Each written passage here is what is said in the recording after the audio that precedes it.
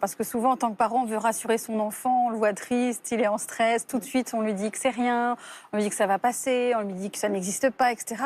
C'est l'inverse qu'il faut faire, c'est d'abord écouter l'enfant pour savoir exactement la représentation qu'il a de son cauchemar. Donc concrètement, à 6 ans, 7 ans, 8 ans, je ne sais pas quel âge il a, mais il peut parler très bien. Donc c'est d'essayer d'avoir une image concrète de ce cauchemar. Est-ce que c'est un monstre? À quoi il ressemble? Qu'est-ce qu'il a envie de te dire dans ce cauchemar? Et pourquoi il vient dans ta chambre? Et à ton avis? Et avoir tout un espèce de scénario comme ça imaginaire qui fait que l'enfant, il a vraiment une représentation, du coup il peut dialoguer avec. C'est un peu comme si je vous disais, tiens, il y a un serpent dans la pièce, mais que vous ne savez pas où il est, quelle taille il a et s'il peut vous faire du mal. On en revient à Fort Boyard, quoi. Voilà, ça va être très angoissant. Mais si je vous dis, il est exactement là, il a cette taille-là, tu peux le regarder, tu peux voir que la cage est fermée, déjà, ça vous permet de le regarder en face. Pour un cauchemar, c'est la même chose.